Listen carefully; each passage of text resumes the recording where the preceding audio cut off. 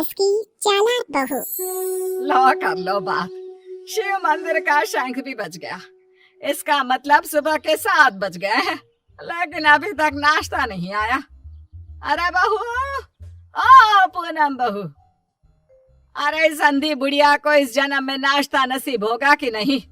कल रात को भी फुलके जला दिए थे, कुछ मजा नहीं आया था खाने में। ये है सीतापुर में रहने वाली मंजरी, एक अंधी सास। मन की साफ है, बस थोड़ी सी जुबान से तेज है। मंदिर की शंखनाद से ही इन्हें पता चल जाता है कि वक्त क्या हो रहा है।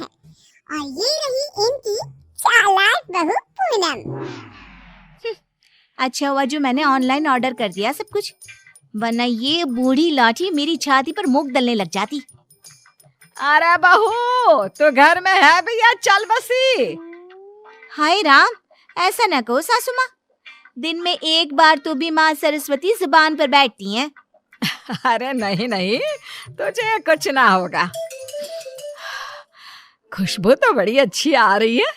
ऐसा कौन से पंच पकवान बनाए हैं आज तूने? आज है स्पेशल जलेबियाँ, फाफड़ा, आलू की पराठे, कम चीनी वाली गर्मा गर्म चाय, दही पकोड़े, ये सब। वो मुझे डॉक्टर ने कहा है ना कि आप दिन में कम से कम 3 से 4 घंटे सोया करो, इसलिए आज मैंने सारा काम निपटा दिया है। अब मैं सो जाऊंगी। वाह, क्या स्वाद है। लेकिन बहू, ये तो ब्रिजवासी की जलेबियां है ना? तू तो कह रही है कि तूने बनाया है। दरअसल वो मैंने ब्रिजवासी काका से रेसिपी पूछ ली थी। अच्छा मम्मी जी, मैं आती हूँ अभी, जरा वो दूध गैस पर तेज आंच पर रखकर आई हूँ ना। पूनम फौरन ही वहाँ से उठकर रसोई में भाग जाती है। मंजरी को फिर भी पूनम पर थोड़ा शक आता है। पूनम ऐसे ही रोज अपने पति के पैसों को खर्च करके बाहर से खाना मंगवाती और अपनी सास से कहती कि उसने खुद बनाए हैं, और उसकी बेचारी अंधी सास बहू के इस झूठ से बेखबर सारी चीजें मान भी लेती। एक दोपहर में पूनम पूरा मेकअप करके तैयार होकर खड़ी होती है। चलो फटाफट पतली गली पकड़ के निकल लेती हूँ, इससे पहले कि बुढ़िया मुझसे टकराए। बेचारी मेरी अंधी सासू माँ, उसे लगेगा कि मैं सो रही हूँ, जबकि मैं तो अपनी जानू से मिलने जा रही हूँ। पूनम हर दोपहर को अपनी सास को बेवकूफ बनाकर बाहर अपनी बॉयफ्रेंड लखन से मिलने जाती थी, और आज भी कुछ यही प्लान था। ए जी ओ जी लो जी सुनो जी, मैं हूँ मन मौजी, करता हूँ मैं जो वो तुम भी करो जी। 1 2 का 4, 4 2 का 1, माय नेम इज लखन, सजनों का सजन मेरा नाम है लखन। लखन, तुम भी ना बिल्कुल एंटीक पीस हो।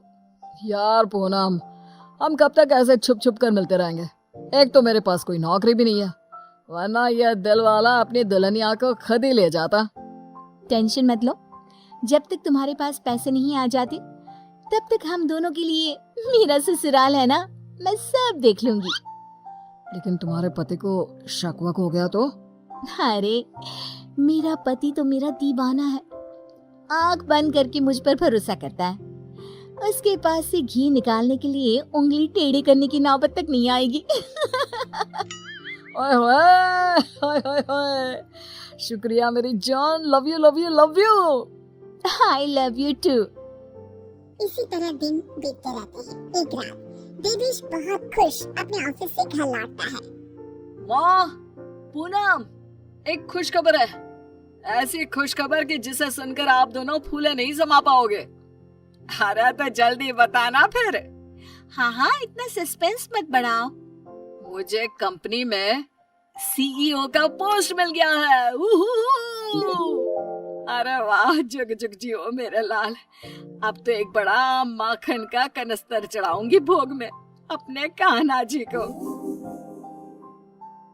वाओ, मतलब अब 2 गुना 3 गुना 4 गुना पैसा होगा और हमारी तिजोरी में साल के 12 महीने दिवाली होगी। वाह वाह वाह वाह, कांग्रेचुलेशंस देवेश। Thank you. लेकिन इस खुश खबर के साथ साथ एक और बात भी है। मुझे कल सुबह ही मुंबई के लिए रवाना होना होगा। बिजनेस मीटिंग है, लगभग 1 हफ्ते तक वहीं रहना होगा। क्या? ये तो कितनी अच्छी बात है। मेरा मतलब है कि आप मुंबई घूम भी लेंगे। कहते हैं ना, रात में मुंबई की सड़कें और नजारा काफी सुहाना होता है। वाकई में, ले जा इसे भी अपने साथ। अब मैं तो ठहरी अंधी। डॉक्टर ने कहा है रोशनी कभी भी आ सकती है, लेकिन मुझे तो ना लगता कि इस जन्म में आएगी मेरी आंखों की रोशनी। कैसी बातें करती हो सासू माँ आप भी। मैं भला अपनी सास को छोड़कर कहीं जाऊंगी क्या? अगर मैं चली गई तो आपकी सेवा क्या पड़ोस की मीना करने आएगी? देवेश, तुम आराम से घूम कर आओ और मेरे लिए एक अलग से सूटकेस भर के तोहफे लाना। इसे तो बस तोहफे ही दो, चाहे वो तीज हो, त्योहार या कोई और आम मामूली सा दिन। बस तोहफे तोहफे तोहफे। बिल्कुल पागल है ये। अरे, मैं तोहफे मांगू तो आपको क्या दिक्कत है? आप भी मंगवा लो ना। देख देख देवेश बेटा, कैसे कैंची की तरह तेज चल रही है इसकी जुबान। अरे आप दोनों शांत बैठ जाओ, मैं आप दोनों के लिए ढेर सारे तोहफे लाऊंगा। बस देवेश अगली सुबह मुंबई के लिए निकल जाता है। इसी बात से खुश होकर पूनम सोचती है, रास्ते का कांटा तो साफ हो गया है। अभी मैं चुपके से मेरे लखन को घर पर भी बुला सकती हूँ। इस अंधी बुढ़िया को तो कानों कान भनक भी नहीं लगेगी। पूनम अब रात को चुपके से पीछे के दरवाजे के जरिए लखन को घर पर बुला लेती है। अब जहाँ सास घोड़े बेचकर खराटे मारते हुए सो रही होती है, तो वो बहू की बात करने की आवाज सुनकर तुरंत उठकर बैठ जाती है। ये आवाज किसी आदमी की लगती है, शायद बहू के कमरे से आ रही है। लेकिन नहीं नहीं, मैं भी कुछ ज्यादा ही दिमाग लगा देती हूँ। देख रही होगी कोई भूत या फिल्म। अब तो पति नहीं है घर में, इसलिए रात भर ऐसे ही करेगी ना। लेकिन अगर कल जल्दी नहीं उठी तो फिर मैं इसके कानों के पास जाकर बर्तन बजाऊंगी जोरों जोरों से। ये सिलसिला रोज चलता है और मंजरी को रोज लगता है कि पूनम टीवी पर कोई फिल्म देख रही है। एक दिन जब पूनम बाहर होती है, तभी मंजरी सोकर उठती है और आंखें खोलते ही उसे सब कुछ दिखाई देने लगता है। वो अपने आसपास सब कुछ देखकर काफी खुश और आश्चर्यचकित हो जाती है। ये तो गजब हो गया, मेरे आंखों की रोशनी फिर से लौट आई। डॉक्टर ने सही कहा था, रोशनी कभी भी लौट सकती है। बहू, अरे ओ पूनम का चांद, कहाँ मर गई? देख तो अब मुझे सब कुछ दिखाई दे रहा है। अब तो मैं छड़ी का इस्तेमाल भी नहीं करूंगी और अब मैं रोज अपने भगवान जी को भी देख सकती हूँ। पूनम! मंजरी अपनी बहू को आवाज लगाती हुई पूरा घर तलाशती है, लेकिन पूनम उसे कहीं नहीं दिखती। तभी उसकी नजर तिजोरी पर पड़ती है जिसका ताला नहीं लगा था। इस पर वो जैसे ही तिजोरी खोलती है तो हैरानी से उसकी आंखें फटी की फटी रह जाती है। ये कैसे हो सकता है? जहाँ तक मुझे पता है, देवेश ने कहा था कि वो घर खर्च के लिए 25,000 दे के जा रहा है, लेकिन यहाँ तो उसका आधा भी नहीं है। जरूर ये पूनम ने पैसे अपने शॉपिंग पर खर्च कर दिए होंगे। पैसे को पानी तरह बर्बाद करती फिरती है।